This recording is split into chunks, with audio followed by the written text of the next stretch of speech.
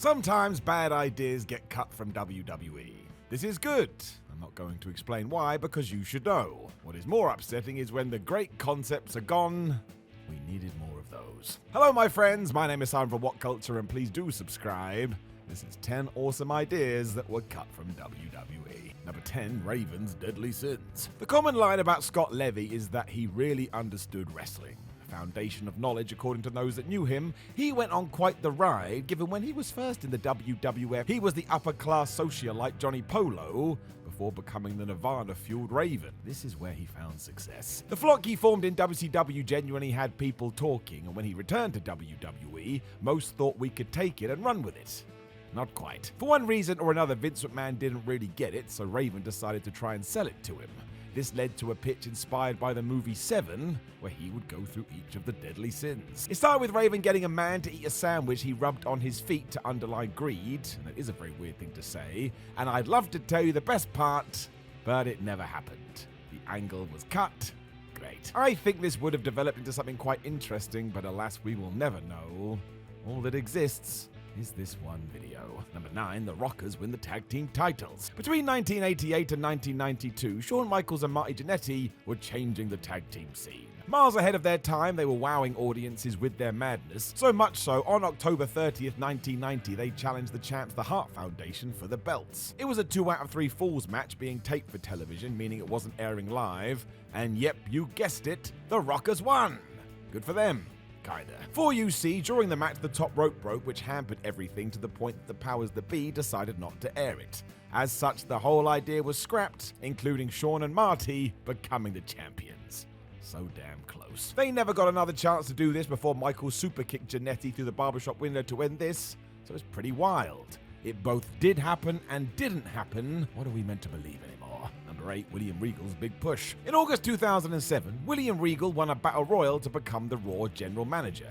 That's the most wrestling thing ever. We should do that at 7-Eleven. Around a year later, he also defeated CM Punk to become the 2008 King of the Ring, when 3 months after, he lost a loser gets fired match to Mr. Kennedy. How did that happen? Well, it's sadly quite simple. The rumor even today is that WWE was ready to go all the way with Regal, even chatting about giving him a run with the WWE title.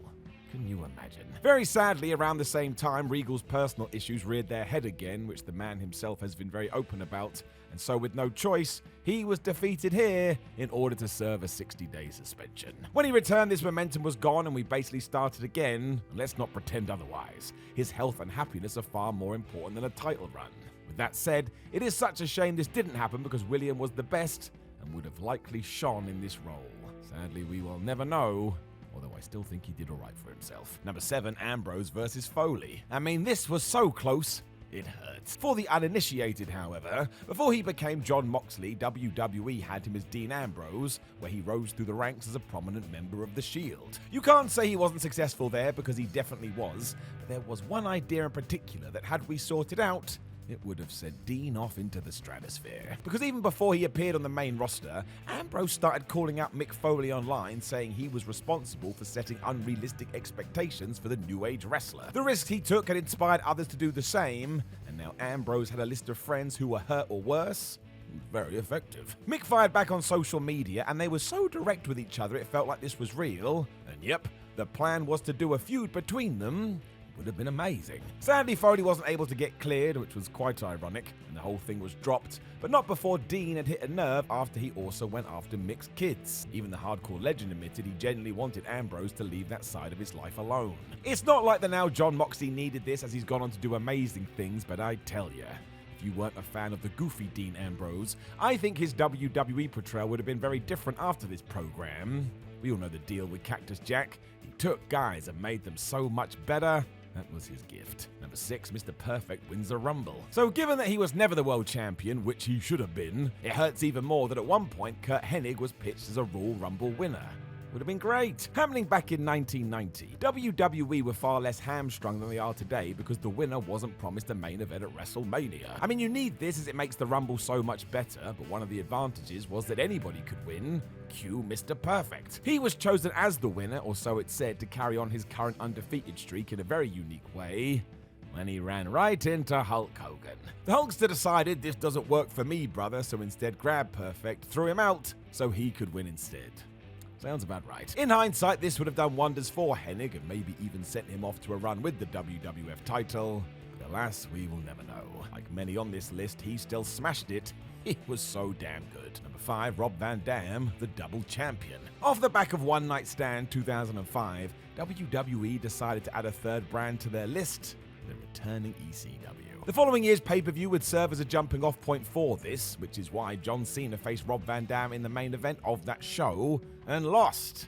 I mean, there was a lot of help from Edge, but we were going with RVD to make sure there was as much talk about this as possible. It was incredible because Van Dam became the WWE champion, and then 2 days later, he was the ECW champion as well.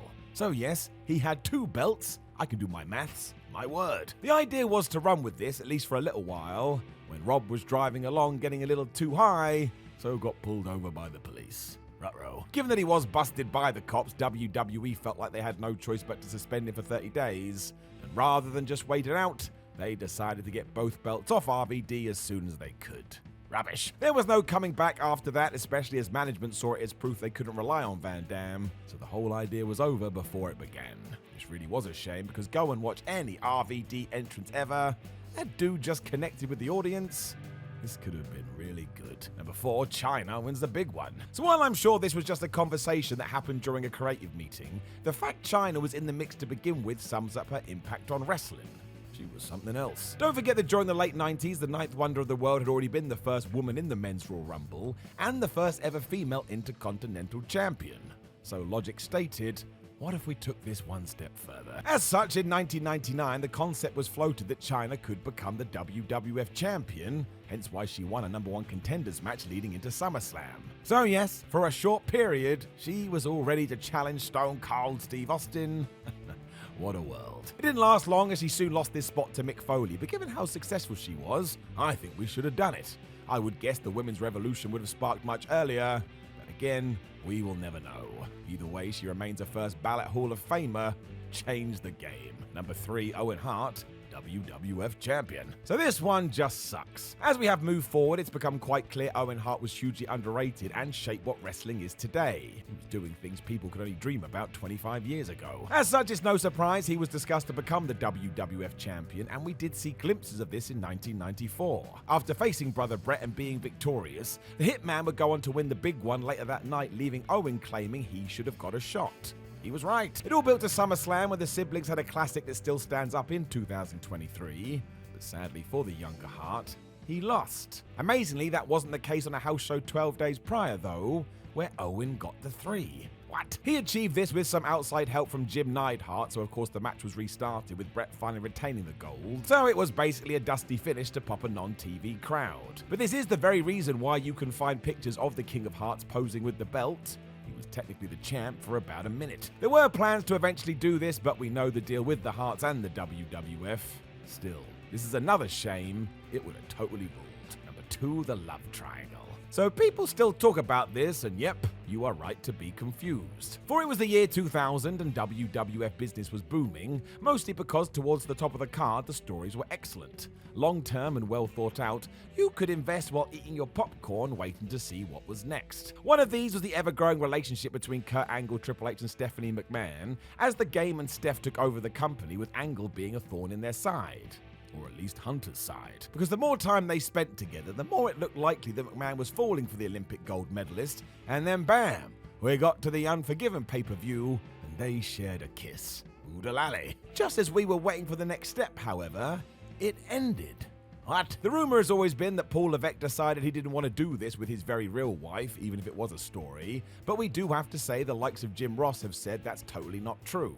If not, though, can somebody tell me what went down? It makes no sense even though we're 20 years on. Nobody is going to talk about it now, of course, so I'm just going to say, I think we all know the deal. Number 1, Flair versus Hogan at WrestleMania. I mean, how did this not happen? When Ric Flair signed with the WWF in 1991 from WCW, this was the match everybody wanted to see. Hulk Hogan was the poster boy for wrestling with the Nature Boy in number 2, and now we could finally do the match on the grandest stage, and and then we just didn't. They did start this feud on the house show circuit, but by the time we got to the granddaddy of them all, Rick was facing Randy Savage, whereas the Hulkster went toe-to-toe with Sid Justice.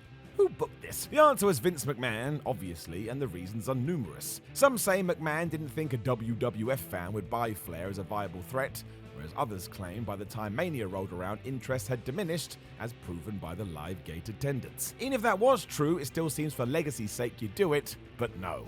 It took till 1994 when Hogan jumped to WCW for someone to do this right, and surprise, surprise, it was the best business world championship wrestling had done in years. I know.